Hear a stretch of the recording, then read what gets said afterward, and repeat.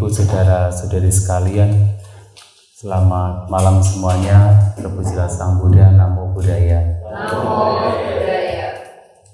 Ya, sesuai dengan agenda, malam ini kita akan melakukan diskusi. Ya, jadi silakan yang mau bertanya, apapun berkenaan dengan ajaran Buddha, dipersilahkan. Dan untuk mengawali Dhamma kelas malam hari ini, satu hal yang juga penting untuk kita ketahui, terutama adalah umat Buddha. Tentu setiap agama pasti memiliki ajaran yang paling prinsipil, ajaran yang paling penting. Sehingga kenapa agama demikian disebut demikian? Karena inti ajaran agama itu. Demikian pula, agama Buddha juga memiliki inti ajaran atau ajaran yang paling prinsipil, ajaran yang paling penting, yang mana tidak lain adalah tentang 4 kebenaran mulia. Sang Buddha mengapa dikatakan sebagai Buddha? Buddha adalah tercerahkan. Dan kenapa beliau dikatakan tercerahkan? Karena beliau sudah menembus 4 kebenaran mulia. Dan ketika beliau keluar dari istana sebagai seorang pangeran, kemudian menjadi seorang pertapa, bertujuan untuk mencari obat yang bisa membebaskan seseorang dari usia tua, sakit dan kematian. Dan pada akhirnya di bawah pohon Bodhi beliau akhirnya mendapatkan obatnya, obat untuk mengatasi usia tua, sakit dan kematian, atau obat untuk mengatasi penderitaan. Dan obat itu tidak lain adalah memahami, menembus 4 kebenaran mulia. Dan boleh dikatakan dan juga disampaikan oleh Sang Buddha, tanpa memahami 4 kebenaran mulia, kita tidak mungkin bisa terbebas dari duka. Kita tidak mungkin bisa terbebas dari tumimba lahir. Maka beliau menyampaikan satu pernyataan, menegaskan dengan satu pernyataan kepada para siswa beliau. Catunang bikawe satcanang ananu Buddha apa diweda ewamidang diga madanang sangsaritang sandawitang maman cewa tumhaganca. Wahai para biku, disebabkan karena tidak memahami dan tidak menembus 4 kebenaran, yang tidak lain adalah 4 kebenaran mulia, maka saya dan kalian telah begitu lama mengembara dan berkelana di alam tumimbal lahir. Dengan kata lain, untuk bisa terbebas dari penderitaan, terbebas dari tumimbal lahir, seseorang harus mengerti, memahami, menembus 4 kebenaran mulia. Dan bahkan ketika beliau ditanya oleh kadang para siswa beliau, oleh para pertapa lain, guru agama lain, pertanyaan-pertanyaan yang sifatnya spekulatif, yang tidak berguna, beliau akan mengatakan, saya tidak membahas ini semua. Ketika ditanya misalnya, apakah alam semesta ini terbatas atau tidak terbatas? Ini yang sampai sekarang masih dicari oleh para saintis. Mereka para ilmuwan mencoba dengan alat mereka mencari tahu alam semesta ini ada batasnya atau tidak. Ketika ditanya demikian, Sang Buddha mengatakan, saya tidak membahas. Kenapa? Karena walaupun dijawab iya atau tidak, kotoran batin masih ada, penderitaan masih ada, nibbana atau pembebasan tidak terrealisasi. Percuma. Dan Sang Buddha menegaskan bahwa yang saya ajarkan dari dulu sampai sekarang tidak lain adalah 4 kebenaran mulia. Tidak berada di luar itu semua, hanya 4 kebenaran mulia. Maka ketika seseorang hanya berspekulatif dengan hal-hal yang sifatnya spekulasi atau spekulatif, itu diibaratkan seperti kalau ada seseorang yang dipanah dengan anak panah beracun, kemudian oleh keluarganya dibawa ke tabib atau kalau sekarang ke dokter. Ketika anak panah tersebut akan dicabut, dia mengatakan, saya tidak mau anak panah ini dicabut sebelum saya tahu siapa yang memanah saya, dari suku apa, dari keluarga apa, dari negara mana, panahnya terbuat dari apa, arah panahnya dari mana. Kira-kira apa yang terjadi? Mati. Sebelum dia mendapatkan jawaban atas pertanyaan-pertanyaan yang dia mau, dia angkat, dia sudah keburu mati. Nah, seperti itu, orang yang hanya berkutat di dalam hal-hal yang tidak bermanfaat, tetap dia menderita, tidak mendapatkan pembebasan. Maka Sang Buddha hanya mengajarkan 4 kebenaran mulia. Bahkan ketika suatu saat beliau dikelilingi oleh para siswanya, kemudian mengambil segenggam daun, karena beliau pada waktu itu berada di hutan Singsapa. Hutan Singsapa itu adalah hutan dengan banyak pohon singsapa. Pohon singsapa itu adalah pohon kemuning. Tahu kemuning kan? Yang kadang di taman-taman. Tapi kalau di hutan itu besar. Pohonnya kan daunnya kecil-kecil. Tapi bunganya wangi. Dia ambil segenggam daun singsapa. Kemudian bertanya kepada para siswanya, mana yang lebih banyak, daun singsapa ini atau daun yang ada di hutan ini? Kemudian tentu para siswanya mengatakan, daun yang ada di genggaman Sang Buddha tidak sebanding dengan daun yang ada di hutan, yang tentunya jauh lebih banyak. Lantas Sang Buddha mengatakan bahwa seperti daun yang ada di hutan singsapa yang begitu banyak, pengetahuan saya seperti itu.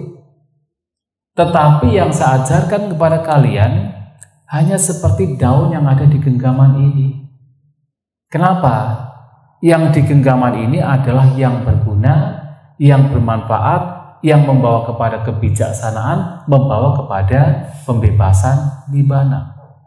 Yang tidak lain adalah 4 kebenaran mulia. Sang Buddha punya pemahaman yang sangat luas. Beliau disebut sebagai Lokavidu, pengetahui segenap alam. Dan pengetahui segenap alam tidak hanya alam kehidupan sebagai manusia atau 5 gugusan pancaskanda, tapi juga mengetahui berbagai macam alam yang sekarang para saintis sedang mencoba untuk selalu melakukan penelitian. Sang Buddha tahu ada disebut ada Sahasi Lokadatu, 1000 tata surya. Tahu Sang Buddha, yang adalah 1 juta tata surya. Ada yang disebut sebagai Tisahasi Lokadatu, yang adalah 1 miliar tata surya. Bahkan tahu lebih dari itu. Tetapi Sang Buddha pengetahuan yang begitu luas hanya mengajarkannya segenggam ini, yang tidak lain adalah 4 kebenaran mulia.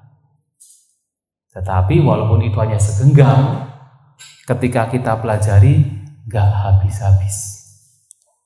Bayangkan pengetahuan Sang Buddha itu seperti apa? Luar biasa. Makanya tadi pagi saya menyampaikan kita sebagai manusia, umat Buddha, kita itu adalah orang yang beruntung. Karena kita mendapatkan dhamma dari Sang Buddha yang begitu luar biasa, begitu bermanfaat. Nah, 4 kebenaran mulia tidak lain adalah yang pertama, kebenaran mulia tentang dukkha atau penderitaan. Yang kedua adalah kebenaran mulia tentang sebab penderitaan. Yang ketiga adalah kebenaran mulia tentang padamnya penderitaan. Yang keempat, kebenaran mulia tentang jalan yang membawa pada padamnya penderitaan. 4 kebenaran mulia ini adalah yang paling penting, yang paling inti, yang merupakan ajaran prinsipil dari ajaran Sang Buddha. 4 hal ini. Apa itu penderitaan, apa itu sebabnya, apa itu padamnya, dan apa itu jalan untuk memadamkan penderitaan. Dan yang menarik di sini adalah 4 kebenaran mulia ini bukan sesuatu yang berada di luar diri kita. 4 kebenaran mulia ini adalah fenomena kondisi yang berada di dalam diri kita masing-masing, di dalam batin kita masing-masing.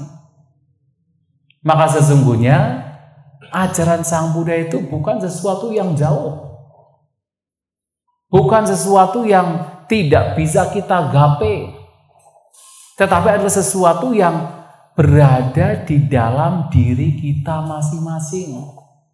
Hanya kita mau tidak untuk melihat diri kita. Walaupun sebenarnya teorinya simpel, teorinya sederhana, tetapi secara praktik ternyata tidak sederhana. Kenapa? Karena selama ini kita sebagai makhluk sudah terbiasa melihat keluar diri kita. Mata melihat objek, bentuk, kemudian kita mengorek-ngorek yang ada di luar diri kita. Maka ketika melihat kotoran batin diri sendiri itu sulit sekali, tapi melihat kesalahan orang lain yang begitu kecil mudah untuk dilihat. Maka diibaratkan yang sering kita mendengar ungkapan melihat kutu di tengah lautan jelas sekali, tapi giliran melihat gajah di kelopak mata tidak kelihatan. Benar tidak? Ya memang siapa yang bisa melihat ketika gajah di kelopak mata ketutup begini?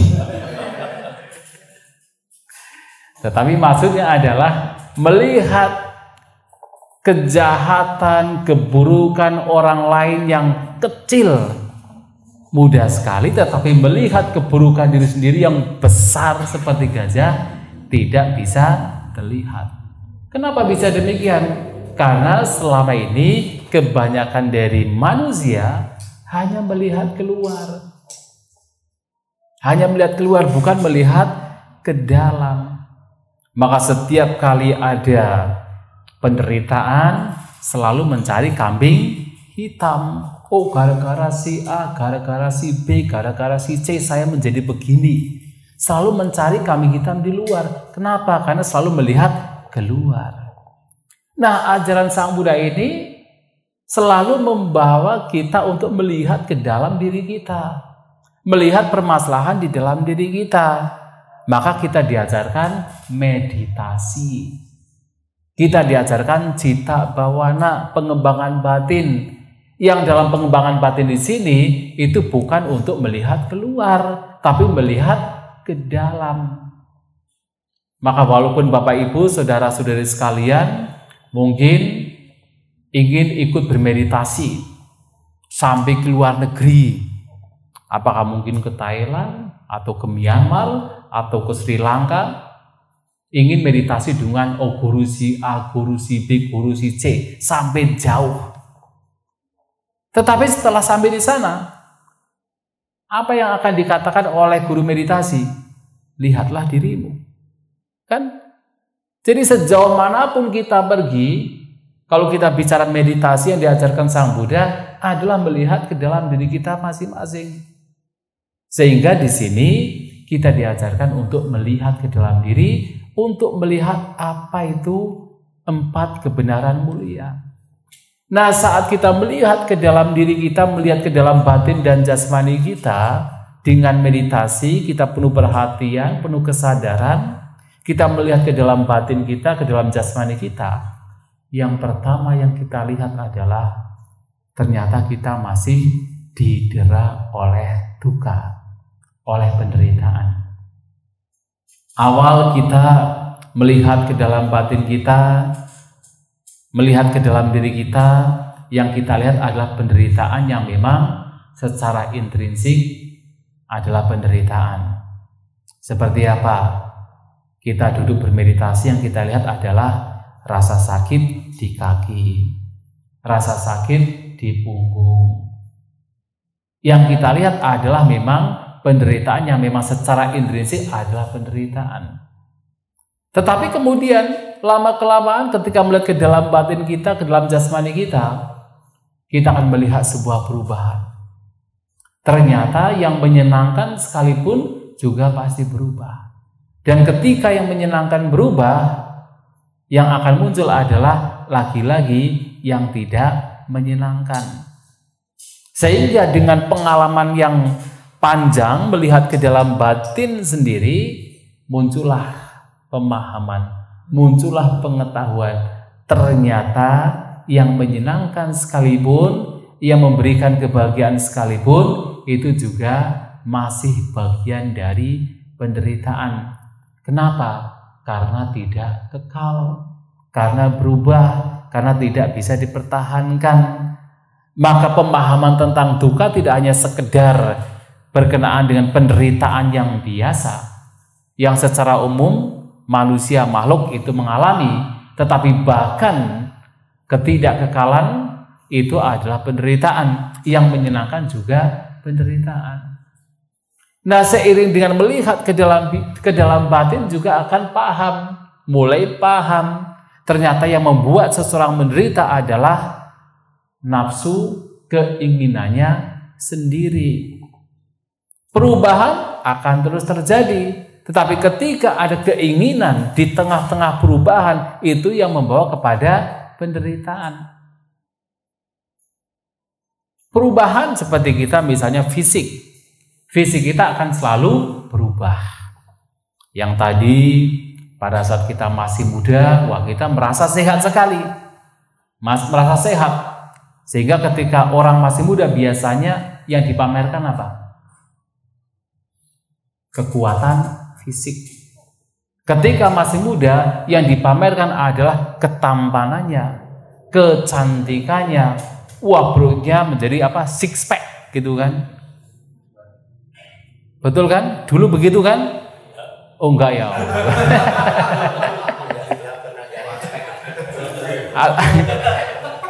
Apa enggak pernah merasa tampan ya?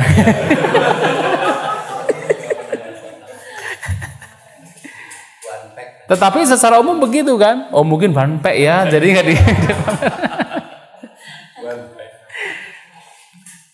Ya jadi ya umumnya begitu kan. Tetapi coba nanti kalau sudah mulai umur 40 tahun, yang dipamerkan apa? Obat ini bagus loh untuk kolesterol. Kan begitu kan? Jadi yang dipamerkan satu sama lain adalah obat. Oh ini bagus untuk kolesterol, ini bagus untuk gula, ini bagus untuk obat pusing, bagus untuk rematik. Kan begitu. Karena sudah mulai berubah. Nah sehingga perubahan itu akan terus terjadi. Yang tadinya kita sehat, semakin berumur, usia bertambah, berbagai macam penyakit muncul. Yang tadinya fisik kita masih kuat, semakin usianya bertambah, berbagai macam penyakit akan muncul. Yang tadinya kulit kita masih kencang, semakin usia bertambah menjadi keriput. Rambut kita yang tadinya hitam menjadi memutih. Nah, perubahan terus terjadi. Dan sebenarnya tidak bisa kita hindari Dan kalau kita mau menerima, tidak ada penderitaan. Yang menjadi masalah adalah keinginan kita yang menolak perubahan. Yang tadinya kulitnya masih kencang berubah jadi keriput, mulai menderita, tidak menerima. Sehingga apa? Pergi ke Korea. Tadi bicara-bicarakan sampai ke Korea, operasi plastik. Ya memang wajahnya kenceng, tetapi tangannya keriput juga. Ya karena tangannya nggak dioperasi, hanya wajahnya doang gitu kan.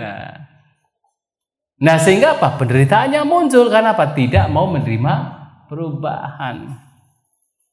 Rambut yang memang sewajarnya itu menjadi putih, kemudian tidak mau menerima perubahan, inginnya tetap hitam, biasanya main, ayo main apa? Semir. Kan begitu kan? Nah, yang membuat kita menderita itu adalah keinginan kita yang tidak mau menerima perubahan. Tapi kalau kita mampu menerima perubahan, sebenarnya sedikit demi sedikit penderitaan itu akan lenyap. Tidak hanya perubahan fisik, termasuk perubahan perasaan saat kita bermeditasi. Kadangkala orang yang bermeditasi itu kadangkala lebih menderita ketimbang orang yang tidak bermeditasi. Kenapa?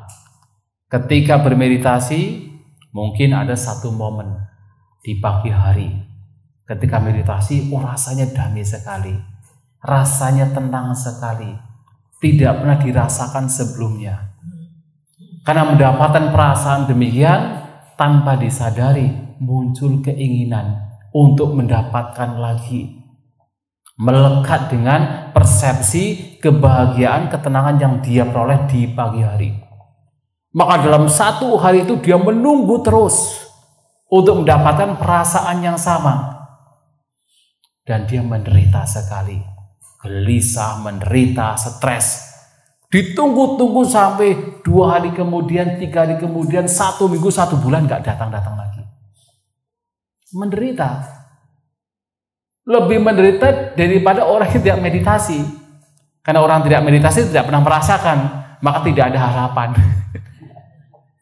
Nah, maka kemudian seseorang harus kembali ingat bahwasanya membuat dia menderita itu bukan perasaannya, lebih kepada keinginan dia yang melekat kepada yang dianggap menyenangkan, dianggap memberikan ketenangan, kebahagiaan. Maka nafsu keinginan ini, tanha di sini adalah sebab penderitaan yang itu akan dipahami ketika seseorang melihat ke dalam batinnya sendiri. Dan seiring dengan waktu tentunya ia pun juga akan paham, semakin nafsu keinginan berkurang, maka semakin penderitaan juga berkurang. Itu adalah kebenaran mulia yang ketiga. Dan tentu orang demikian kalau mempelajari ajaran Buddha dengan baik, mencoba mempraktikkan dengan baik, maka akan tahu bahwa jalan untuk memadamkan penderitaan, memadamkan sebab penderitaan, untuk merealisasi pembebasan atau kedamaian yang sebenarnya adalah jalan mulia berunsur 8. Jalan yang membawa kepada padamnya penderitaan. Seseorang harus memiliki pandangan yang benar. Kemudian memiliki cara berpikir yang benar. Memiliki ucapan benar, perbuatan jasmani benar, penghidupan atau mata pencaharian yang benar, memiliki daya upaya benar, memiliki perhatian benar. Dan kalau semuanya menjadi benar, batinnya menjadi tenang, ketenangannya juga menjadi ketenangan yang benar atau konsentrasi yang benar. Nah, ini menjadi jalan yang mana juga harus dikembangkan. Karena jalan mulia berunsur 8 ini bukan sesuatu yang ujuk-ujuk tiba-tiba itu muncul dan berkembang. Itu harus dikembangkan sedikit demi sedikit. Maka sebagai umat Buddha, sebenarnya kita mengaku diri kita sebagai umat Buddha, pertama kita harus paham 4 kebenaran mulia ini.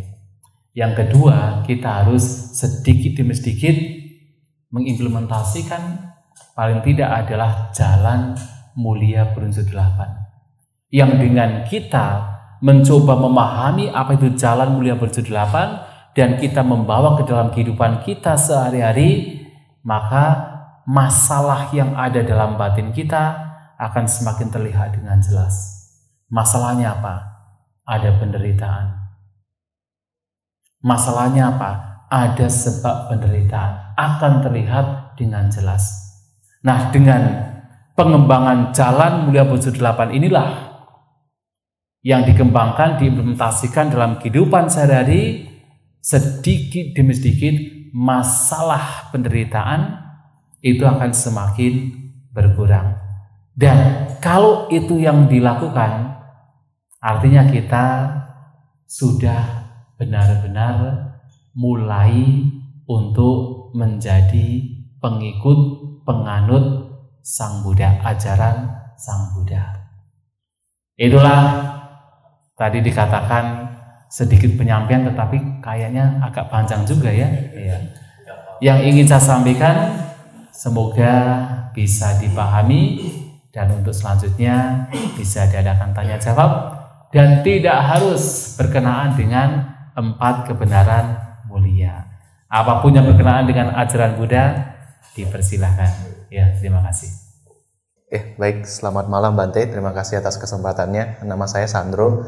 Izin bertanya, dengan yang tadi Bante sampaikan terkait keinginan, itu juga mungkin bisa menjadi sumber penderitaan. Bagaimana pandangan Bante mungkin untuk saya yang masih muda gitu Bante? Mungkin semangatnya masih berapi-api, punya banyak sekali ambisi, cita-cita, keinginan yang ingin dicapai. Itu apakah suatu hal yang baik untuk hal tersebut, karena kan menjadi sumber penderitaan juga Bante? Mohon pencerahannya Bante. Terima kasih. Praktik Dhamma itu bertahap. Tidak bisa kita ujuk-ujuk menjadi arahat. Ya. Jadi bertahap. Ada keinginan-keinginan yang dalam kehidupan sehari-hari harus dimunculkan. Ada keinginan-keinginan yang memang harus diupayakan untuk dilenyapkan. Maka ada istilah yang namanya canda. Canda juga sinonim dengan keinginan. Ada tiga canda. Yang pertama adalah kama canda. Yang kedua katu kangyata canda. Yang ketiga dhamma canda. Kama canda adalah keinginan untuk sekedar menikmati kesenangan indrawi. Keinginan demikian, kalau hanya sekedar untuk menikmati kesenangan indrawi, mau tidak mau berasosiasi dengan kotoran batin. Nah, kita berusaha sedikit demi sedikit untuk melenyapkan. Tapi yang kedua, katu kangyata canda, adalah keinginan yang berkenaan dengan keinginan-keinginan yang wajar. Seperti apa? Ingin makan, ingin minum, ingin beristirahat, ingin buang air kecil, ingin buang air besar, ingin mandi. Itu adalah keinginan yang wajar. Sang Buddha juga masih punya demikian. Nah, keinginannya demikian nggak masalah. Tidak masalah. Hanya kalau kemudian ingin makan, maunya Kentucky Fried Chicken, misalnya begitu. Nah, ini sudah ada sisipan dari kama canda. Ada pengaruh dari kama canda. Yaitu harus disadari. Harus diketahui, ini pun juga di sana ada kotoran batin. Mau tidak mau, kita harus mengakui. Yang ketiga, dhamma canda. Keinginan yang masih berkenaan dengan hal yang baik. Keinginan demikian itu mau tidak mau dalam upaya untuk membawa kehidupan yang lebih baik itu harus dimunculkan. Termasuk Anda masih muda, ingin punya karir supaya nanti bisa membantu orang tua, punya istri, punya anak, bisa membantu mereka, bisa berdana dan sebagainya, itu baik. Ini masih dalam konteks dhamma canda, keinginan yang masih baik dan itu patut dikembangkan.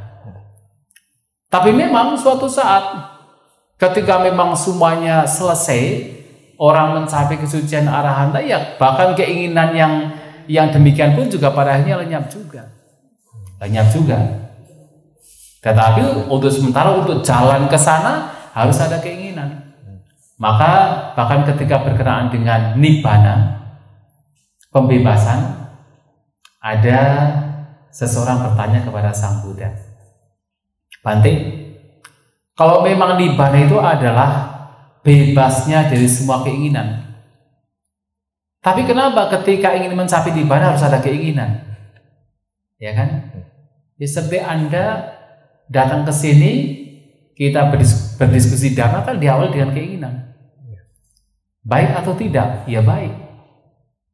Nah, ini juga pertanyaan dari seorang berumah tangga. Kenapa ketika nibbana itu adalah bebas dari keinginan, ketika mau mencapai harus ada keinginan? Kemudian Sang Buddha memberikan pertanyaan balik. Anda seorang pedagang, berasal dari Saketa. Ketika Anda ingin berdagang ke kota Sawati, ada tidak keinginan? Oh, ada, Bante. Tapi setelah sampai di kota Sawati, ada tidak keinginan? Ya tidak ada. Betul tidak? Dia datang dari Saketa ke Sawati. Sebelum sampai ke Sawati harus ada keinginan. Tidak bisa kalau tanpa keinginan kemudian tiba-tiba muncul di Sawati, kan? Harus ada keinginan, baru kemudian melakukan berbagai macam cara. Tapi setelah sampai di Sawati, ya keinginan itu lenyap. Jadi keinginan yang baik masih dibutuhkan. Ada satu hal lagi. Sang Buddha pernah mengatakan, tanha itu dihancurkan oleh tanha. Aneh kan? Tanha itu nafsu keinginan yang jadi sebab penderitaan, tapi dihancurkan oleh tanha. Ada kasus demikian. Kok bisa demikian? Sang Buddha menyampaikan sebagai contoh. Sang Buddha mengatakan bahwa ada seorang bhikkhu yang telah mencapai kesucian arahat. Kemudian teman dari bhikkhu tersebut berpikir, wah, dia saja bisa, masa saya tidak bisa? Saya harus bisa. Dan akhirnya dia berjuang. Seperti temannya yang dikatakan, diklaim oleh Sang Buddha telah mencapai arahat. Dia berjuang, pada akhirnya dia pun juga mencapai kesucian arahat. Ketika ia mengatakan atau merenungkan, berpikir, dia saja bisa, masa saya tidak bisa, saya harus bisa. Itu ada tanha. Keinginan juga kan? Tapi dari keinginan tersebut dia berjuang, pada akhirnya mencapai juga. Ketika mencapai keinginan demikian sudah tidak ada. Nanti kalau masih ada, stres berarti. Nah, sehingga di sini keinginan yang sifatnya baik itu tetap harus dimunculkan, tidak bisa tidak. Apakah dalam kehidupan bermasyarakat, berumah tangga, dalam kehidupan spiritual, selama itu baik, selama itu bermanfaat, tidak usah takut. Bahwasanya ini menjadi perintah batin. Karena mau tidak mau itu masih dibutuhkan. Selama itu baik, bermanfaat. Ya, baik, demikian. Ya, terima kasih, Bante. Boleh nggak sih umat Buddha itu marah kepada orang lalu memukul orang itu? Oh jangan, nggak boleh, nggak boleh ya. Jadi Sang Buddha mengajarkan kita semua dengan alasan apapun jangan memarahi orang lain. apalagi memukul. Jadi pernah suatu kali ketika Sang Buddha dengan para siswanya melakukan perjalanan, ada 2 orang, guru dan murid. Sepanjang perjalanan gurunya ini mencela Sang Buddha, mencela ajaran Buddha, mencela sangga para biku sepanjang perjalanan. Tapi muridnya sepanjang perjalanan memuji Sang Buddha, Dhamma dan Sangha. Ketika mereka tiba di suatu tempat di kota bernama Nalanda, para siswa Sang Buddha sedang bercerita, kenapa ini murid dan guru kok berbeda pandangan. Gurunya itu mencaci maki Sang Buddha sepanjang perjalanan, tapi muridnya memuji. Nah, kemudian Sang Buddha datang memberikan nasihat kepada para siswanya, mengatakan, ketika ada orang yang menghina saya, menghina Dhamma, menghina Sangha, jangan karena itu kalian menjadi marah. Jangan karena itu kalian menjadi tidak suka. Jangan karena itu kalian menjadi benci. Mengapa? Karena ketika Anda memunculkan kemarahan, kebencian, ketidaksukaan, itu sudah sedang tidak mempraktikkan ajaran Sang Buddha. Karena ajaran Sang Buddha adalah mengajarkan kita untuk melenyapkan kemarahan. Maka Sang Buddha itu walaupun dicela, dihina oleh siapapun, tidak pernah marah. Tidak pernah. Suatu kali ada seorang Brahmana datang pada punya istri, istrinya punya keyakinan terhadap Sang Buddha, dan ketika istrinya jatuh, dia secara refleks mengatakan Namo tassa bhagavato arahato sama sambuddhassa. Suaminya marah karena suaminya itu tidak percaya dengan Sang Buddha, marah. Kemudian dia mengatakan, pokoknya suatu saat kalau saya bertemu dengan Sang Buddha akan saya caci dia. Istrinya malahan senang. Cobalah nanti kalau Sang Buddha datang saja kepada Sang Buddha. Istrinya suka malah. Betul. Ketika Sang Buddha datang ke kota tersebut, Brahmana ini datang kepada Sang Buddha. Tapi Brahmana ini walaupun marah, dia adalah orang yang cerdas. Maka dia bertanya kepada Sang Buddha, King Sucetwa Sukang Seti, King Sucetwa Nak Sosati. Setelah membunuh apa seseorang tidak bersedih? Setelah membunuh apa seseorang bisa tidur nyenyak? Kira-kira membunuh apa? Hah? Wah, hebat ya umat Buddha, tak pikir membunuh nyamuk. Betul, membunuh kemarahan. Kodang cetwa sukang seti, kodang cetwa nak sosati, jawaban Sang Buddha. Setelah membunuh kemarahan, seseorang bisa tidur nyenyak. Setelah membunuh kemarahan, seseorang tidak bersedih. Jadi Brahmana ini saking marahnya dengan Sang Buddha tidak bisa tidur. Sehingga datang ke Sang Buddha bertanya. Dengan pertanyaan demikian, Sang Buddha menjawab, ya kemarahan itulah yang harus dibunuh. Dia yang tadinya marah mendengar jawaban Sang Buddha tersadar, bahkan menjadi biku. Ketika dia menjadi biku, saudaranya dia marah dengan Sang Buddha, ini kakak saya kok jadi biku gitu. Hanya datang pada Sang Buddha, marah sekali, dan bahkan dikatakan mengucapkan 500 syair kemarahan kepada Sang Buddha. Jadi berapa lama ya? Itu syair Dhammapada saja berapa? Nggak sampai 500. Dibaca saja sudah berjam-jam. Tapi Sang Buddha diam.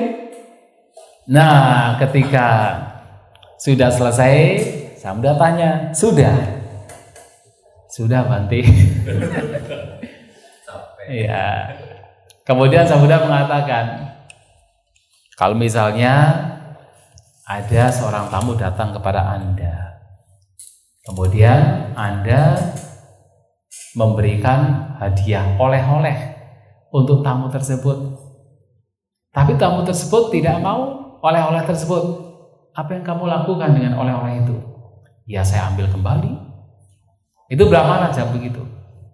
Sang Buddha mengatakan, kamu juga datang ke saya, memberikan oleh-oleh ke saya, tapi saya tidak mau oleh-oleh tersebut, berarti milik kamu juga. Dia sadar ternyata kemarahan yang dia berikan pada Sang Buddha tidak ada efeknya sama sekali. Intinya adalah Sang Buddha tidak pernah marah. Apalagi disampaikan kebencian tidak akan pernah berakhir apabila dibalas dengan kebencian. Tapi hanya akan berakhir apabila dibalas dengan tidak membenci, dengan cinta kasih. Demikian ya. Jadi jangan marah, apalagi memukul. Wah, itu sudah tidak sesuai dengan ajaran Sang Buddha. Begitu ya. Malam Bante. Iya. Nama saya Yanto. Saya mau tanya gini. Pada saat Sang Buddha sama Dewa Data kan berkali-kali kelahiran kan bertemu terus. Itu apakah ada faktor yang menyebabkan setiap kelahiran bertemu terus, dan sebaliknya juga apakah ada faktor yang untuk melepas ikatan karma itu, Bante?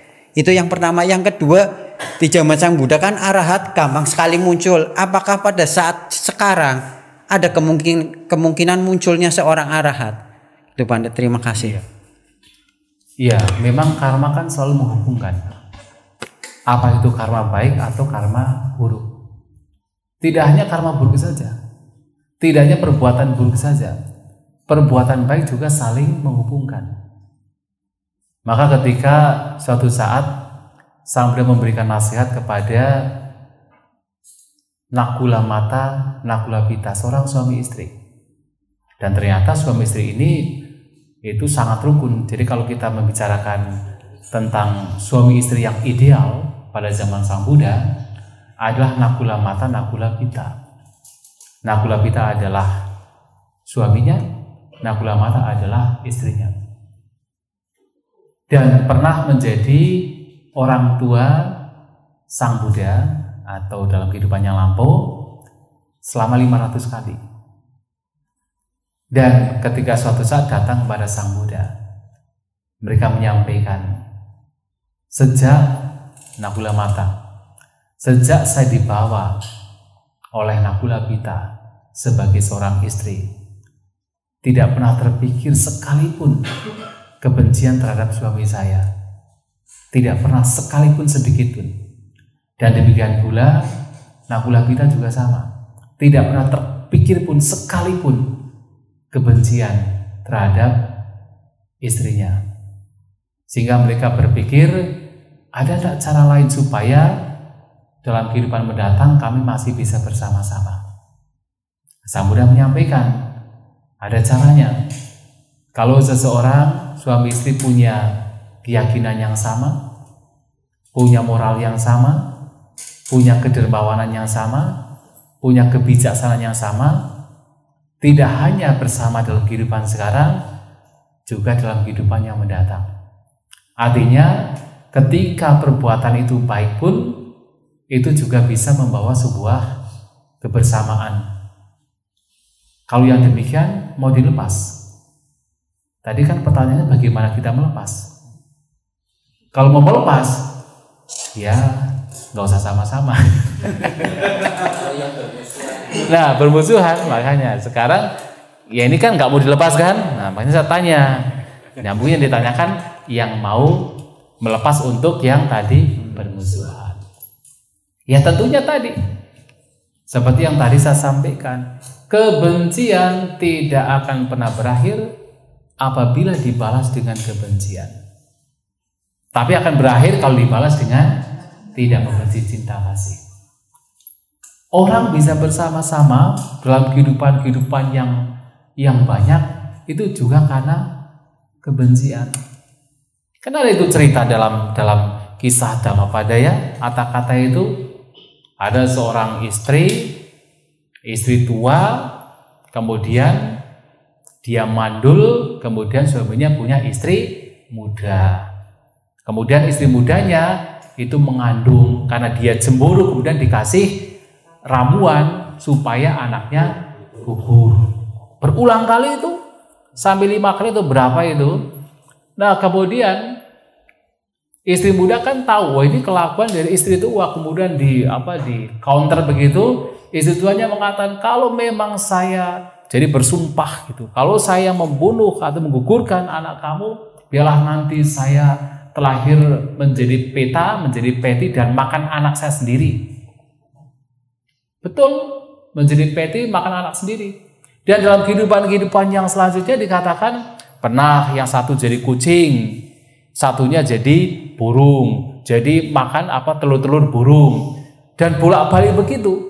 Dan akhirnya untungnya ketemu dengan Sang Buddha. Yang satu terlahir sebagai seorang perempuan punya anak, satunya sebagai seorang yakini. Jadi yang akan mengambil anak tersebut. Nah jadi kenapa kebencian? Itu yang kemudian menjadi syair kebencian tidak pernah berakhir apabila dibalas dengan kebencian. Tapi berakhir dengan tidak membenci. Maka untuk memutus yaitu kehidupan yang bermusuhan dengan orang-orang yang mungkin bermusuhan dalam kehidupan sekarang dan tidak sampai dalam kehidupan mendatang, ya harus apa? Jangan melakukan yang buruk. Lakukan kebajikan. Lakukan hal yang baik. Walaupun kita dirugikan, tetapi tidak membalas dengan hal yang merugikan.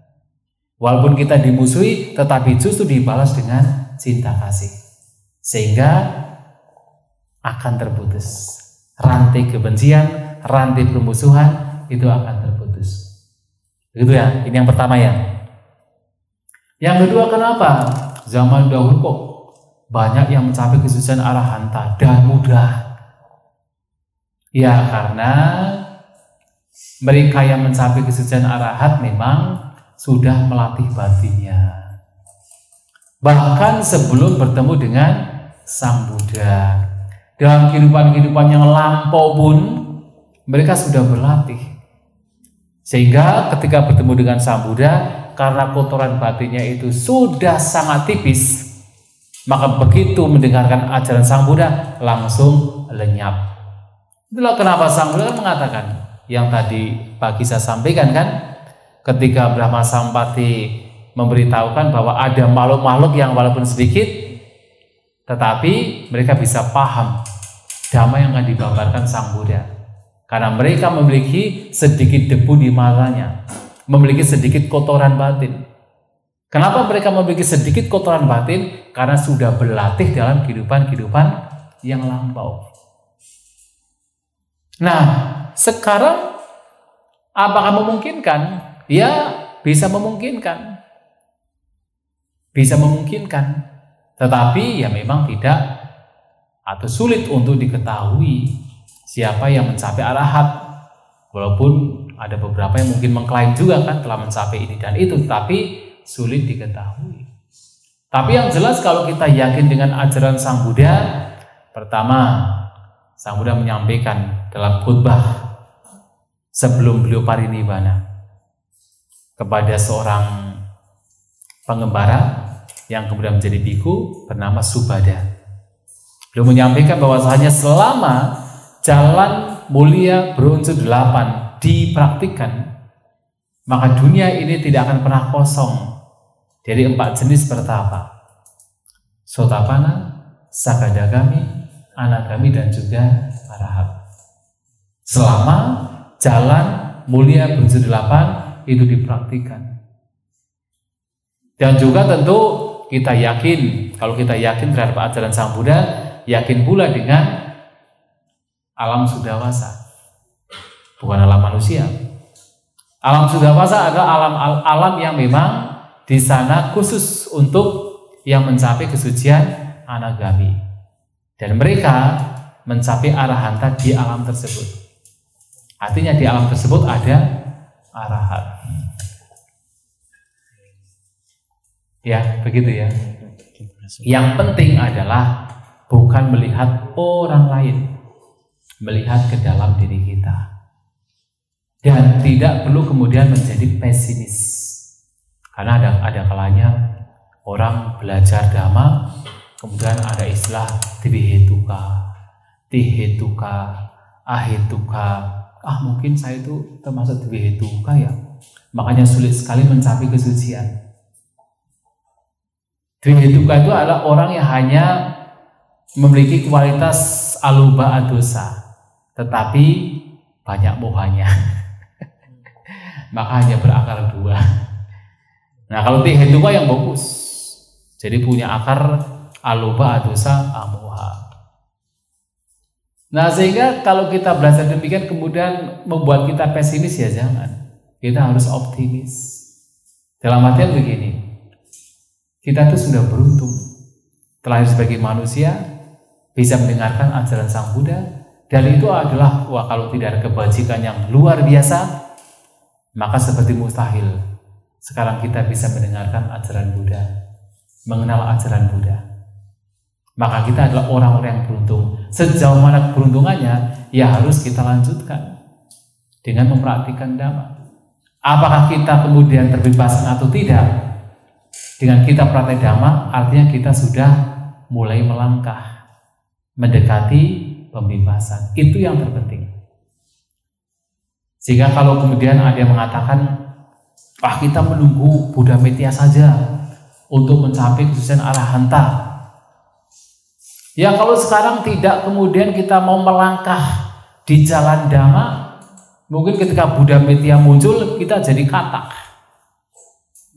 Ya kan? Mereka, Bante Sariputta, Bante Mahamoggallana, Bante Mahakassapa yang mencapai kesucian arahanta menjadi Agasawaka, mereka sudah berlatih ajaran Buddha dari Buddha-Buddha yang lampau. Sehingga begitu bertemu dengan Sang Buddha Gautama, mereka sudah siap untuk menerima ajaran. Batinnya sudah begitu matang, sehingga paham dengan ajaran Buddha, mencapai kesucian. Sama sekarang. Kalau sekarang kita hanya ingin menunggu Buddha Metya tetapi tidak memulai untuk mempraktikkan ajaran Buddha, begitu Buddha Metya muncul, karena kita tidak praktek Dhamma, kita sudah menyimpang jauh entah kemana. Nah, tapi kalau kita praktek Dhamma, maka pasti akan berasosiasi dengan Dhamma itu sendiri. Memungkinkan Buddha Metya muncul, kita pun juga terlahir sebagai manusia. Dan tidak perlu berpikir untuk bertemu dengan Buddha Metya, yang penting adalah praktek Dhamma. Ya, itu yang harus kita lakukan. Begitu ya.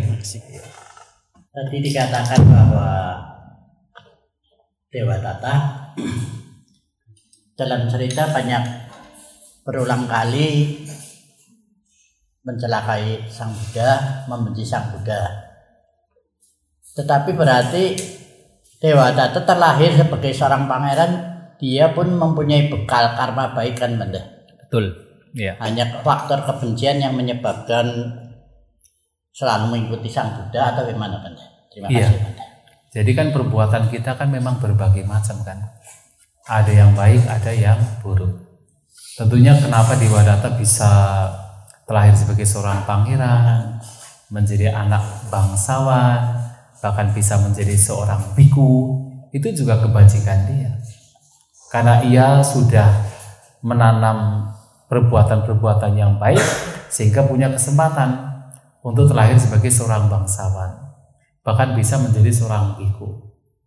Tapi kemudian ternyata kebencian dia tidak bisa berakhir, sehingga ketika Sang Buddha mencapai kebuddhaan, dia juga menjadi sakti mandraguna, berpikir untuk menguasai sangga, ingin membunuh Sang Buddha.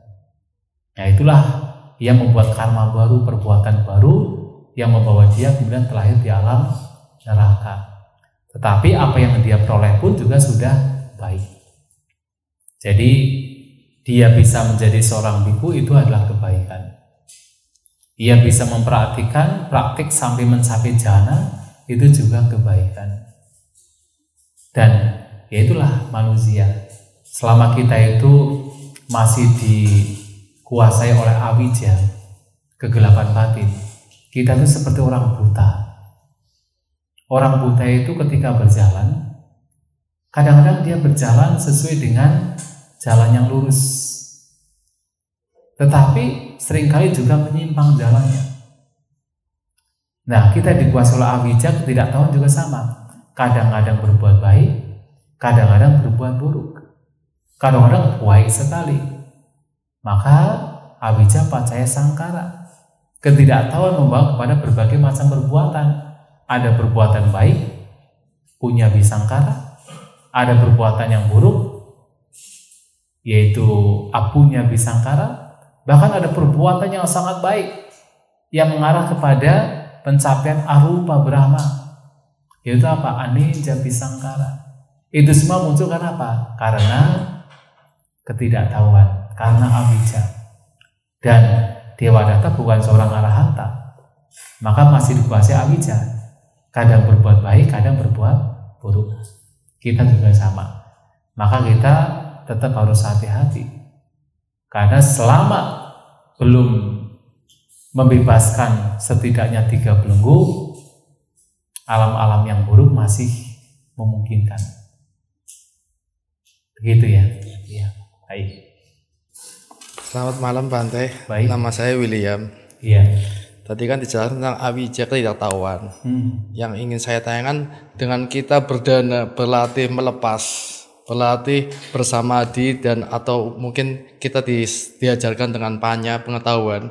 Iya. Apakah itu bisa seketika, apakah bisa langsung berbuah gitu loh? Kayak kita kan selalu berdana ke wihara, selalu kita baca meditasi. Apakah dalam kehidupan selalu bertemu dengan orang yang tidak menyenangkan? Pasti. Selalu keadaan selalu berubah-ubah, pasti. Nah, apakah itu dengan seperti itu kita berpikir, saya udah berdana nih, biar karma yang berproses atau gimana, atau bagaimana kita harus berpikir? Terima kasih. Iya. Ya, jadi kalau kita bicara karma, kan ada memang karma yang berbuah langsung. Jadi tidak damak. Ada karma yang bahkan berbuah langsung pun dalam kehidupan sekarang juga ada yang memang betul-betul langsung. Ada yang masih menunggu juga. Mungkin sekarang kita melakukan kebajikan.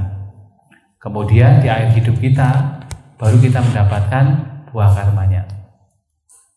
Ada juga karma yang berbuahnya setelah kematian di kehidupan yang akan datang. Namanya samparayana. Kemudian ada karma yang berbuah dalam kehidupan mendatang lainnya. Tidak dalam kehidupan mendatang setelah ini, tapi kehidupan mendatang lainnya. Itu juga ada. Ada juga karma yang memang tidak berbuah. Disebut ahosikama. Maka karma ini, perbuatan ini bisa berbuah dalam kehidupan sekarang, baik langsung cepat sekali atau masih ada jeda. Ada yang berbuah setelah kematian, kehidupan kita setelah kita meninggal. Ada yang berbuah berulang kali dalam kehidupan yang mendatang juga. Ada yang berbuah bahkan tidak berbuah atau ahosikama. Kemudian apa yang harus kita pikirkan berkenaan dengan karma, dengan perbuatan? Seperti yang sebenarnya tadi pagi juga saya sampaikan kan, dalam praktek dhamma kita itu bertahap. Seperti misalnya berdana.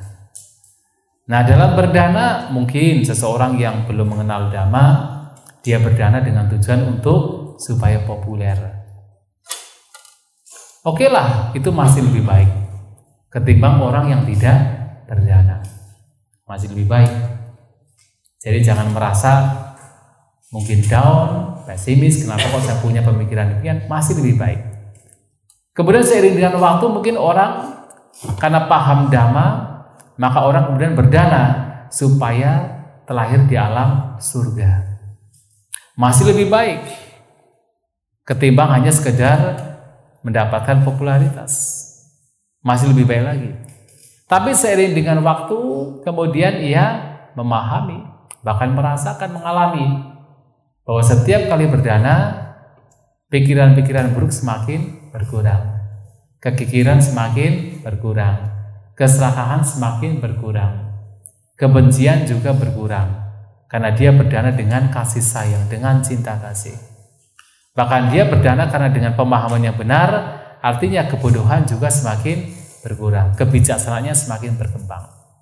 Nah, seiring dengan waktu mulai dia paham bahwa berdana ini sesungguhnya berguna untuk melenyapkan kotoran batin. Maka dia berdana melakukan kebajikan demi memperindah, mempercantik batin. Itu yang memang paling ideal, yang terbaik. Nah, kalau kita bisa melakukan kebajikan hanya demi untuk pengembangan batin, demi untuk mematangkan batin, demi untuk melenyapkan kotoran batin, itu yang memang harus kita arahkan ke sana. Itu yang terbaik. Sebelum itu, kalau misalnya masih ada pemikiran-pemikiran yang lain selama itu kebajikan, yaitu masih oke, itu masih baik ketimbang tidak melakukan kebajikan. Begitu ya. Ya. Selamat malam Bante. Iya baik. Ya, nama saya Pisa. Kalau sekali-kali saya setelah meditasi Samatha Bhawana, saya Anapanasati. Lalu saya juga mencoba untuk praktek vipassana, yaitu perenungan dharma. Di situ pada titik akhirnya saya merasa bahwa kehidupan ini kok sepertinya membosankan. Sepertinya kok tadi yang Bante utarakan tentang canda dan tanha ya.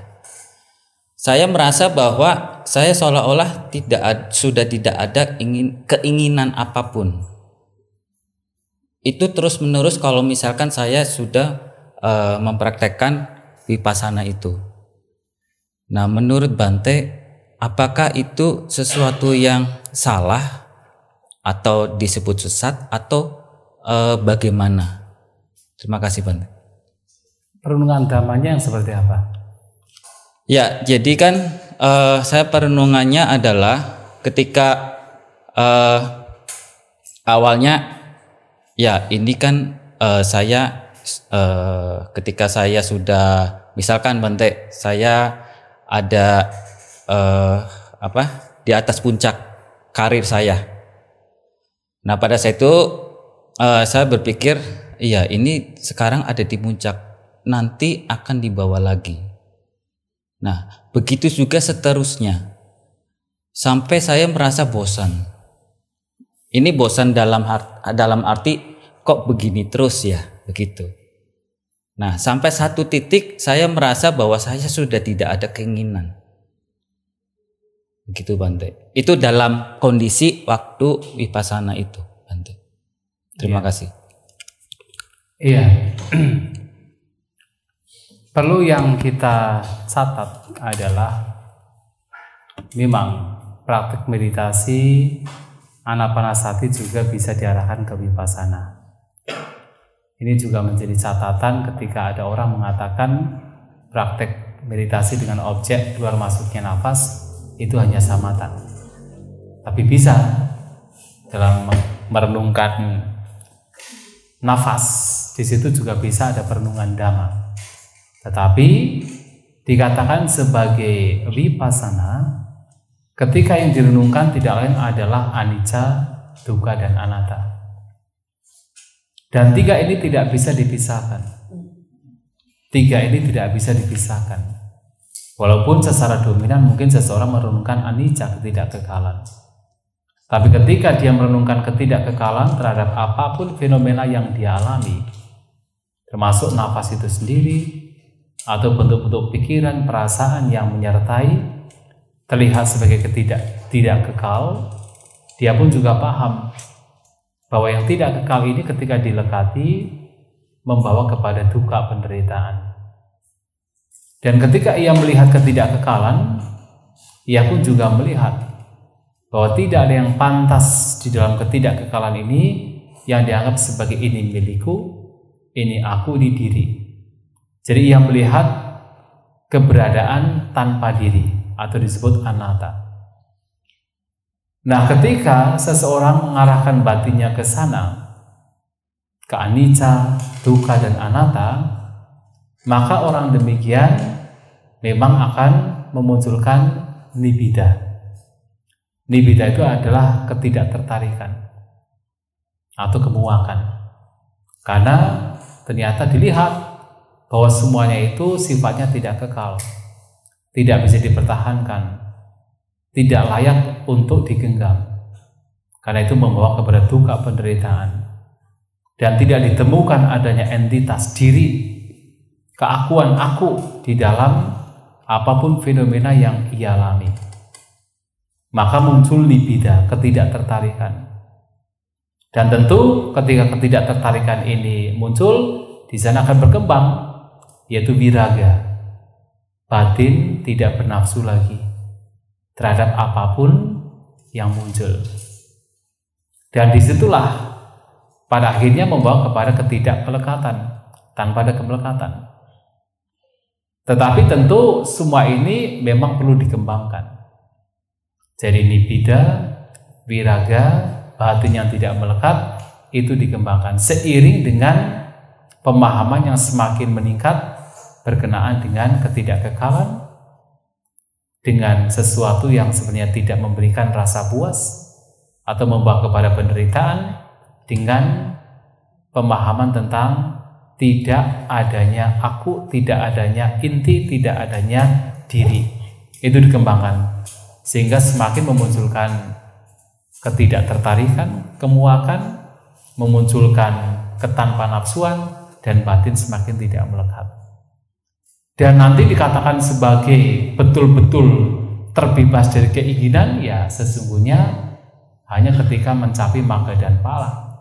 Itu pun juga terutama adalah ketika mencapai arahata magga dan pala. Itu yang betul-betul sudah melenyapkan secara total tanha, nafsu keinginan. Maka ketika belum mencapai ke sana, ya walaupun sepertinya kok nafsu keinginan sudah tidak ada, sesungguhnya secara halus itu masih ada. Ada sebuah cerita pada zaman dahulu. Ini sebagai contoh ya. Nanti mungkin dicoba kalau mau. Ada seorang biku sudah tua. Bante ini sudah umur 80 tahun. Kemudian ia punya siswa. Siswanya datang pada Bante ini. Bante ditanya, Bante, sejak kapan Bante telah mencapai arahat? Kemudian gurunya mengatakan, sejak 60 tahun yang lalu. Artinya sejak beliau menjadi biku mencapai arahat. Kemudian muridnya bertanya, kalau begitu Bante bisa tidak untuk menciptakan seorang wanita yang cantik jelita? Oh, gampang itu. Nah, dia memang punya kekuatan, punya kesaktian. Bante yang senior ini karena punya kesaktian diciptakan seorang wanita yang cantik jelita. Nah, setelah diciptakan, itu ciptaannya sendiri. Muridnya bertanya, Bante, bisa nggak sekarang diamati kecantikan wanita tersebut? Diamati. Dan ketika diamati, muncul nafsu nagawi. Sadar dia, ternyata selama ini yang saya pikir saya sudah mencapai arahat, belum mencapai arahat. Kenapa? Halus sekali. Karena Bante ini sebenarnya sudah mencapai jana ke-8, bahkan panca abinya, 5 abinya. Jadi sudah super sakti, sehingga kotoran batin sudah sangat-sangat halus sampai tidak kelihatan. Baru ketika muridnya mengajak demikian, baru dia sadar. Kenapa? Karena muridnya sudah mencapai arahat. Ini cerita yang pertama. Cerita yang kedua mirip. Jadi gurunya ini menganggap dirinya sudah mencapai arahat. Kemudian siswanya mengatakan, kalau begitu Bante bisa tidak menciptakan seekor gajah dengan kesaktiannya. Oh gampang itu. Dengan kesaktiannya diciptakan seekor gajah. Kemudian muridnya kemudian bertanya, sekarang Bante bisa tidak menciptakan gajah yang tadi sudah diciptakan itu dengan guarangnya, dengan pengisnya datang kepada Bante. Oh bisa itu. Betul. Gajahnya itu datang dengan pengisnya pada ciptanya sendiri. Begitu mendekat dia melompat. Ketakutan masih ada. Oh ternyata saya belum sampai arahat. Nah sehingga ada kadang-kadang halus sekali dan itu yang juga perlu kita lihat. Entah itu keakuan kita atau mungkin ketakutan kita, nafsu keinginan kita, itu harus kita lihat juga. Maka praktek ini tetap harus dipraktikkan. Praktek dhamma apapun yang terjadi, praktek dhamma tetap harus dipraktikkan. Dan kita tidak kemudian puas dengan mungkin pengalaman-pengalaman tertentu, tapi terus menyelidik, karena dhamma itu memang patut untuk kita selidiki. Begitu ya? Ya. Justru saya merasa bahwa kalau misalkan sudah sampai seperti itu, saya berpikirnya malah waduh, ini sangat bertentangan dengan kehidupan saya sehari-hari yang bekerja target, kerja uang, itu jadi bertentangan gitu. Iya. Kalau begitu begini, lakukan karena Anda sebagai seorang berumah tangga, mungkin sudah punya istri, sendiri orang tua ada. Nah, masih punya orang tua, punya saudara, tetap lakukan pekerjaan dengan baik. Tetapi lakukan itu dengan kebijaksanaan. Dalam artian seperti yang tadi ikut ke tempatnya Pak Nathan, ikut ya. Lakukan itu dengan bijaksana, mengumpulkan kekayaan tetapi dengan kebijaksanaan, tidak melupakan nilai-nilai moral. Dan walaupun mengumpulkan kekayaan, tetap tidak dimabukkan oleh kekayaan. Dan lihat itu sebagai hal yang positif. Ketika Anda berjuang, Anda mengumpulkan, kalau itu dengan kebijaksanaan, lihat sisi positifnya. Apa? Semangat, ketekunan. Karena ada kalanya sebenarnya ada sesuatu yang kadang seakan-akan kita itu merasa terdera, merasa menderita, merasa bertentangan dengan dhamma, tetapi tanpa disadari di situ ada sedikit kemalasan, ada sedikit kelengahan, ada sedikit kekendoran. Maka ketika kemudian seseorang menggunakan ini untuk memunculkan semangat, memunculkan kekuatan, memunculkan ketekunan, itu juga baik. Itu juga baik. Maka salah satu yaitu parami yang harus dikembangkan adalah wirya. Itu harus dikembangkan, dan itu bisa memunculkan yaitu gairah, ketekunan, semangat. Dan di saat yang sama ya dhamma tetap berkembang, tidak ada masalah. Nah itulah kenapa tetap menyelidik ke dalam batin kita, mana yang baik, mana yang tidak baik, tetap kita menyelidik dalam batin kita. Begitu ya. Ya, baik. Malam Bante, nama saya Heru. Saya mau tanya, mengapa kita tidak diajarkan tentang Tuhan sebagaimana kita diajarkan berterima kasih pada orang tua? Iya. Sebenarnya kalau kita bicara tentang konsep Tuhan, dalam setiap agama konsep Tuhan itu berbeda-beda. Betul ya? Pasti berbeda. Dalam agama Islam ada istilah Allah. Untuk lebih jelasnya, ya tanya kepada pakarnya. Ya, tapi kita hanya tahu dari kulitnya saja. Kemudian di dalam Kristen, Pak Nathan tahu. Yesus, Bapa di surga, Roh Kudus, kan begitu. Kemudian di dalam Hindu ada Brahma, Siwa, dan Wisnu. Brahma adalah penciptanya, Wisnu adalah pemelihara, Siwa adalah penghancur. Kemudian agama-agama yang berbeda dengan konsep ketuhanan yang berbeda, apakah bisa disatukan? Apakah kemudian yang beragama Islam menerima Tuhan dalam agama Kristen, atau sebaliknya, atau menerima Tuhan di dalam agama Hindu, atau sebaliknya? Tentu masalah Tuhan adalah privasi masing-masing, tidak bisa memaksakan. Dan agama Buddha juga punya konsep ketuhanan yang berbeda. Memang ketuhanan dalam agama Buddha tidak bisa dipersonifikasikan ke dalam bentuk manusia ataupun sifat manusia, ya kan? Dan tetapi ketika Tuhan itu adalah yang tertinggi, agama Buddha juga punya yang tertinggi. Ajatang, abutang, akatang, asangkatang. Ketika Tuhan dikatakan sebagai yang tersuci atau yang terbersih, agama Buddha juga memiliki konsep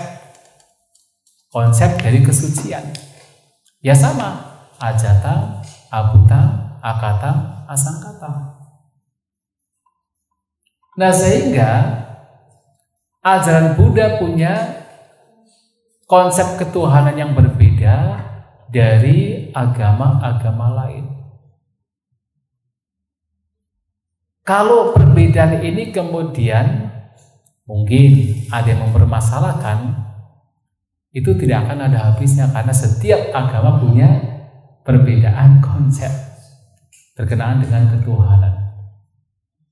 Nah, tetapi kemudian kenapa Sang Buddha tidak katakan berbicara banyak tentang ketuhanan?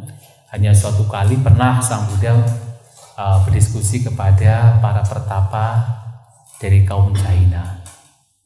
Sang Buddha mengatakan begini, kalau memang yang menyebabkan penderitaan dan kebahagiaan yang sekarang kita alami adalah isara.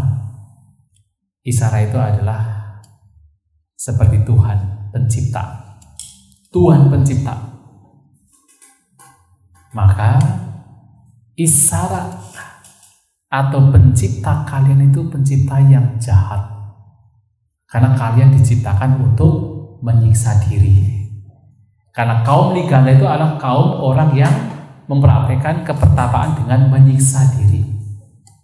Maka Sang Buddha mengatakan pencipta kalian itu pencipta yang jahat, karena kalian diciptakan untuk menyiksa diri. Tapi kalau memang kebahagiaan dan penderitaan itu diciptakan oleh Isara ini, maka Isara yang menciptakan saya adalah pencipta yang sangat baik, karena saya diciptakan untuk berbahagia. Itu Sang Buddha menyampaikan demikian.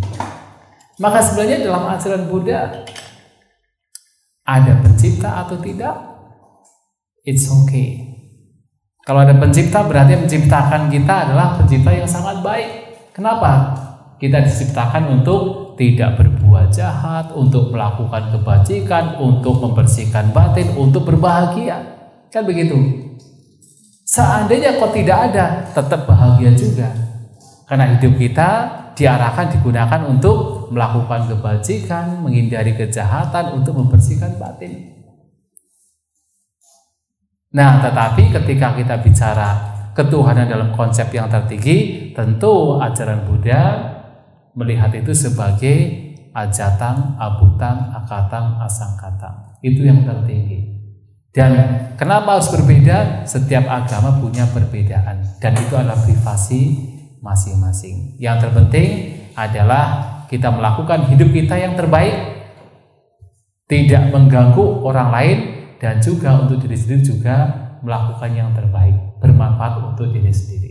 Itu yang menjadi penting. Begitu ya?